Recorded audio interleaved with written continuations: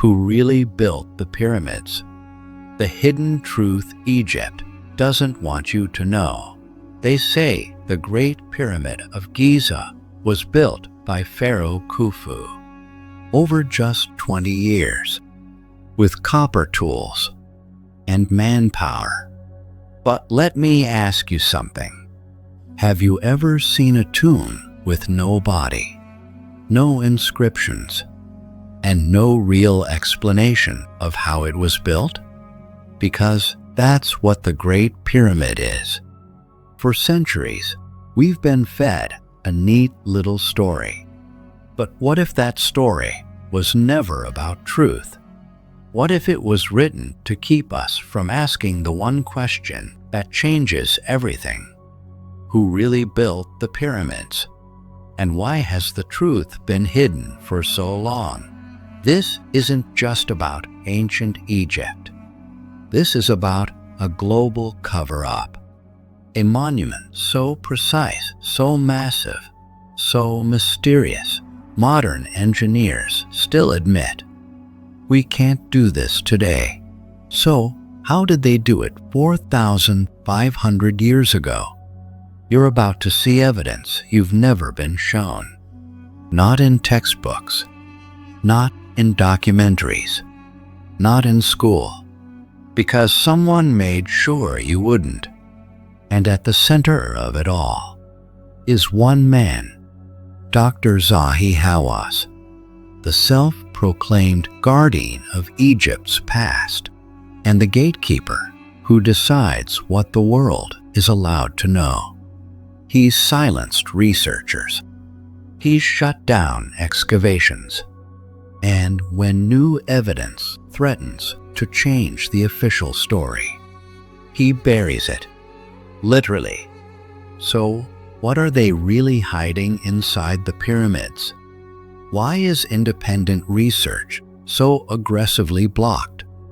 And why do so many scientists whisper the same thing behind closed doors? This was not built by the civilization we've been told. Tonight, we're digging past the myths, through the lies, and beneath 6 million tons of stone, because history's greatest monument might just be humanity's oldest cover-up. And once you see what's inside, you'll never believe the official story again. When most people picture ancient Egypt, they see golden sarcophagi, sand-blasted ruins, and of course, the Great Pyramid of Giza, rising from the horizon like a relic from another world. We're told it was built around 2550 BC by Pharaoh Khufu, an ambitious project that served as his royal tomb. Thousands of workers, copper tools, wooden sleds, 2 decades of back-breaking labor. A miracle of ancient engineering. But the more you look at this explanation, the less it makes sense. First, let's address the obvious. The Great Pyramid is one of the most sophisticated and mathematically precise structures ever created. So much so that many modern architects and engineers openly admit, we don't fully understand how it was done. It's aligned with true north with near-perfect accuracy, off by just 3/60 ths of a degree. It's constructed from more than 2 million limestone blocks, some weighing over 80 tons. And the base? It's perfectly level across 13 acres. And yet, not a single blueprint has ever been found. No detailed plans, no diagrams, and perhaps strangest of all, no clear inscriptions claiming Khufu built it. This is odd, because ancient Egyptians documented everything: religious rituals, tax records, even fishing trips. So why? Would they leave no record of their most ambitious project in history? What we do have are a few faint quarry marks found inside the so-called relieving chambers above the king's chamber, graffiti scrawled in red ochre, supposedly identifying work gangs under Khufu's command. But these marks weren't discovered until the 1800s by a man who had every incentive to find something convincing. And skeptics point out, anyone with access to the site and a bucket of red paint could have created those marks. They're not chiseled in stone. They're not documented elsewhere. They're just there. Let's ask a simple question. If your name was behind one of the greatest feats in human history, wouldn't you make sure it was remembered? But Khufu left behind no glory-filled inscription, no golden statue, not even a coffin inside the Great Pyramid itself. The so-called tomb? It's empty. No grave goods, no hieroglyphs, no mummy, nothing that actually proves he was ever buried there. Instead, what we find is something different.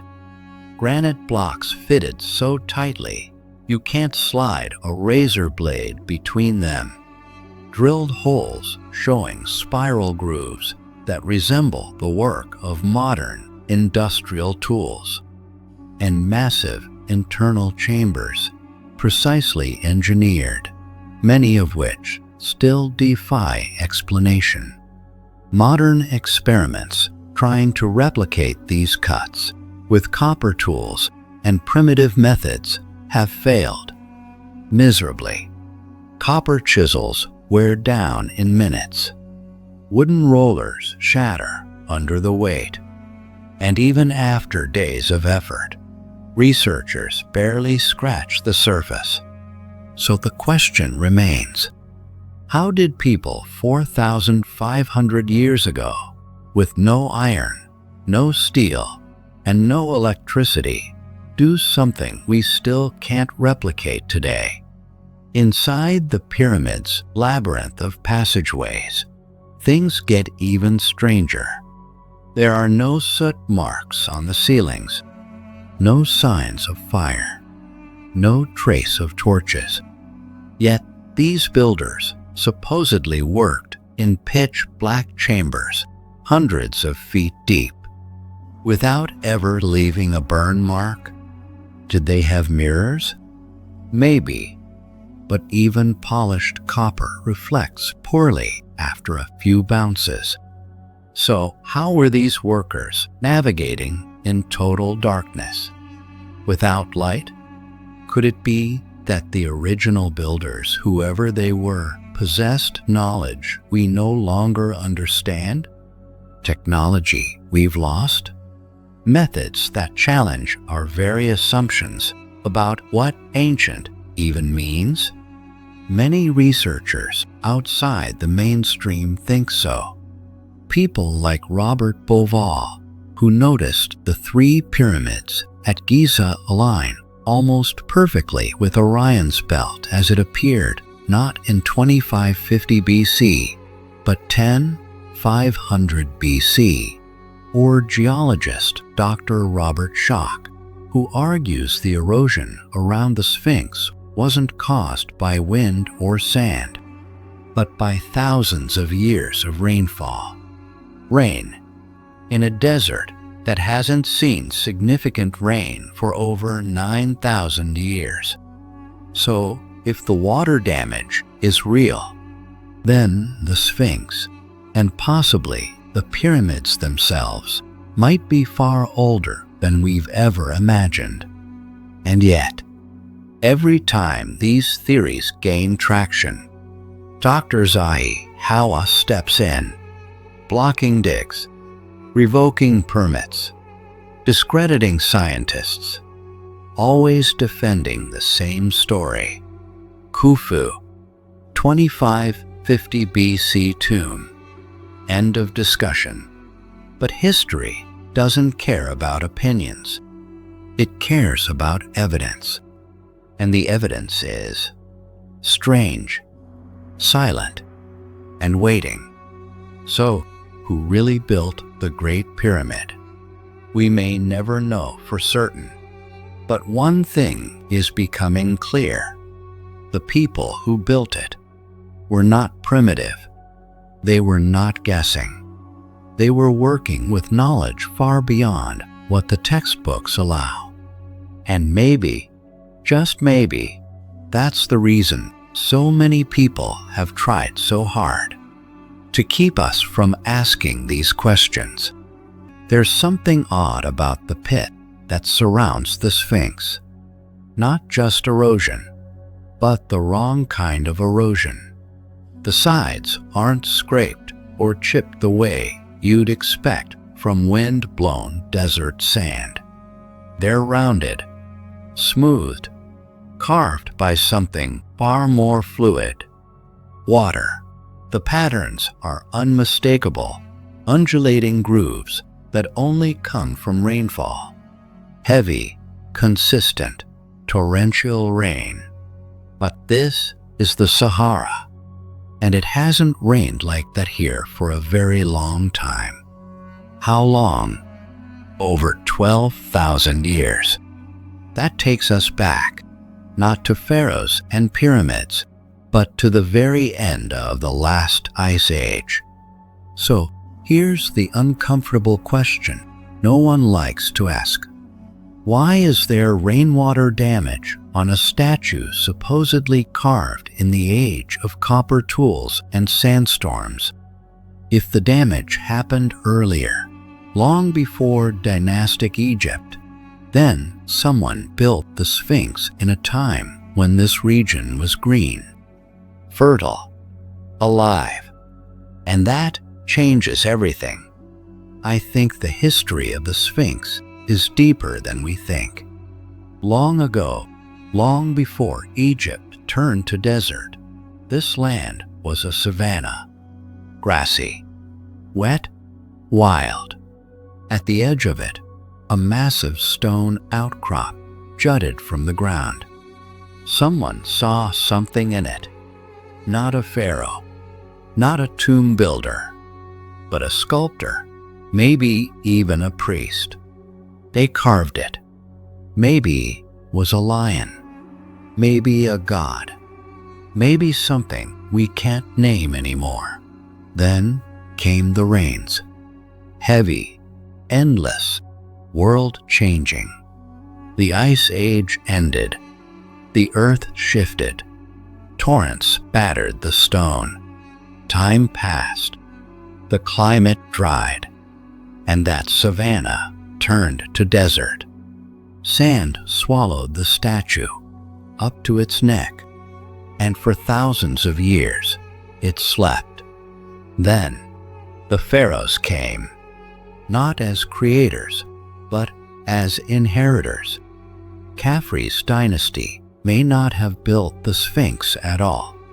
What if they just uncovered it, recarved the face, claimed it as their own? This theory, backed by weathering science and geological timelines, is one of the strongest we have. And yet, most mainstream Egyptologists dismiss it entirely. They just don't engage with it. No solid counter-theory. No real rebuttal. They just act like it doesn't exist. But it's there, plain as day. You can see the erosion. In the rare debate that did happen, geologists sided with the idea. The Sphinx is older than the pyramids, possibly thousands of years older. But instead of sparking discovery, it sparked silence. Because if West is right, if the Sphinx dates back 12,000 years, then history as we know it must be rewritten. And not just Egyptian history. Forgotten people, a statue older than any pharaoh, built on a land that no longer exists, carved before the desert came. What else have we buried in the sand? But this forces us to ask a question no one dares put on paper. Why the fear? Why the hesitation to dig deeper, not just into the sand, but into the truth? Is this about guarding Egypt's sacred history, or guarding the credibility of those who claimed to already know it? Are we protecting ruins, or protecting reputations? Because if there's truly nothing beneath the pyramids, no lost chamber, no ancient blueprint, no pre-human relic, then why the walls of secrecy? Why deny independent scans? Why censor findings? Why shut doors that were barely even opened? Unless what's buried down there doesn't just rewrite Egypt's history, it rewrites ours. What if something lies beneath that could tear through everything we've built our identity on? Something not just old, but impossible? Technology that shouldn't exist. Designs that don't fit their time. A presence that defies every textbook and timeline we've trusted for centuries. If we're standing on the ruins of a forgotten age of brilliance, an age that fell and was erased, then this isn't just about history anymore. This is about control, about the fear of truth breaking through the cracks. Because once it does, there's no putting the sand back. And maybe, just maybe, that's what they're really afraid of. There's a reason the world's most famous pyramid still draws scientists, truth seekers, and skeptics alike. It's not just its size, it's what it's hiding. Because beneath the ancient limestone blocks of the Great Pyramid, behind its well-known tourist paths, lie secrets too strange for textbooks and too dangerous for mainstream archaeology. We're all taught the same narrative. The pyramid has just a few simple chambers, the king's room, the queen's room, and some narrow passageways that go nowhere. But what if that's just the surface? A smoke screen? Because as researchers began exploring deeper, they uncovered structures no one had prepared for, and evidence that something far more sophisticated was happening thousands of years ago. In the 1990s, a German engineer named Rudolf Gantenbrink sent a small robot into a narrow shaft inside the so-called Queen's Chamber. Everyone believed the tunnel was symbolic, pointless. But then, the robot stopped. It had reached a perfectly carved stone door, sealed tight with 2 copper handles embedded in its surface. That discovery shattered assumptions. Why would a meaningless shaft end with a sealed, metal-fitted door? No other structure in the entire pyramid had anything like it. Just as Gantenbrink prepared to uncover what lay beyond, Egyptian authorities halted the entire investigation. No explanation, no access. Years later, in 2002, a new team, this time backed by National Geographic, was allowed to continue. They drilled a small hole through the door. The camera snaked through. What they found? Another sealed stone door, larger, thicker, and still unopened to this day. Whatever lies behind it has remained untouched for thousands of years, and still remains untouched now. Requests to explore further? denied. Repeatedly. Then, in 2017, everything changed again. A team of international scientists used muon tomography, a particle scanning technology capable of peering through solid rock without disturbing a single grain of sand. The scan revealed a massive void, a chamber above the Grand Gallery, bigger than any of the rooms we've already explored. It had no doors, no known access point, and no clear function. To this day, no one knows what it's for. And again, all attempts to explore it were blocked. But it's not just the sealed rooms that spark suspicion. Look closer at the stonework itself. Engineer Christopher Dunn analyzed the granite blocks inside the king's chamber. He found drill marks, precision cuts, geometries far too advanced for tools available in 2500 BCE. Granite is harder than steel. A copper chisel wouldn't scratch it, let alone carve it into perfect angles. So who carved it? And with what? Each strange discovery leads to a darker question. Why is deeper exploration discouraged? Is it really about preservation? Or is something else at stake? National pride? Academic ego? The fear that thousands of years of historical consensus might collapse overnight?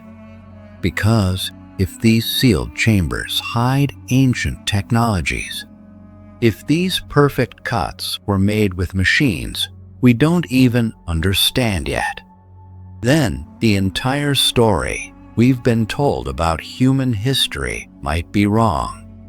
Maybe we didn't build the pyramids with primitive tools. Maybe someone else passed that knowledge to us. Or maybe we forgot who we once were. And until we're allowed to open those doors, the answers stay buried, right beneath our feet, deep within the corridors of Egypt's most guarded secrets. One figure stands between the public and the full story: Dr. Zahi Hawass. For decades, this man has been the face of Egyptian archaeology, charismatic, controversial, and fiercely nationalistic.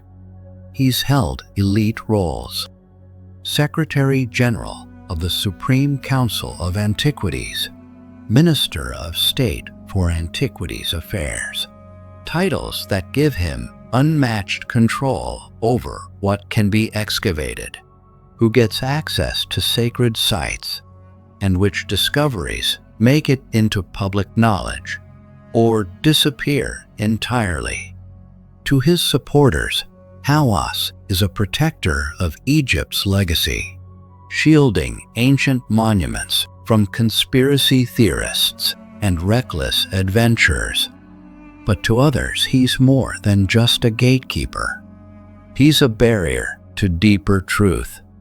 Many credible researchers, engineers, geologists, historians have found their work blocked, dismissed, or outright ignored when it doesn't align with the mainstream narrative. And in almost every case, Hawass's approval is the wall they hit. But why? Could it be about preserving Egypt's cultural pride? Or is there something more at stake? Academic reputations? Institutional control? A version of history that must not be questioned, no matter what evidence arises? Because the truth is, a growing number of discoveries directly challenge the accepted timeline. Take Dr. Robert Schoch, a geologist who dared to question the age of the Sphinx. He found erosion patterns consistent not with 4,000-year-old rain, but with continuous water flow from over 10,000 years ago, suggesting the Sphinx predates all known Egyptian dynasties. Or Robert Bauval's Orion theory, the startling claim that the pyramids mirror Orion's belt, not as the stars appear now, but as they would have appeared in 500 BC. Mainstream Egyptology dismisses these findings as speculation. Yet, the astronomical alignment is mathematically perfect. Then there's Christopher Dunn, an engineer who studied the granite inside the Great Pyramid. He uncovered microscopic machining marks, precise tool paths, boreholes, and cuts that would challenge even today's high-tech equipment. According to Dunn, copper chisels couldn't have done this. Not even close. So how were these massive stones shaped, lifted, and placed with such perfection? Each granite block weighs dozens of tons. Some were transported over 500 miles without wheels, cranes, or motors. Even with modern machinery, replicating this today would be a massive undertaking. If these ancient structures were truly built by simple means, why does so much of the evidence suggest high-precision engineering? And if independent researchers are presenting these findings, why are they met with silence or censorship? Author Graham Hancock presents an even bolder idea, that a global, advanced civilization existed long before recorded history, a culture wiped out by global catastrophe, but whose knowledge survived, passed down through isolated remnants, and later inherited by the Egyptians. Look at Göbekli Tepe in Turkey, an archaeological site over 12,000 years old, with precise stone carvings and complex symbolism, centuries older than the pyramids, yet built with knowledge we thought no one had. Why does history appear to start with sudden brilliance instead of gradual progress? Some argue the Egyptians didn't develop these skills. They recovered them all over Egypt, from the Osirian at Abydos to the Serapeum at Saqqara. We see monumental architecture, perfect symmetry, and impossible craftsmanship, the kind that Bronze Age tools simply couldn't achieve. Could it be that we're only seeing part of the story? That beneath the sand and behind political and academic agendas, there lies a lost legacy far older and far more advanced than we've ever been told? Until archaeology embraces open inquiry and transparency, we may never know the full truth about who built these wonders, how they did it, or what other secrets still lie buried in plain sight.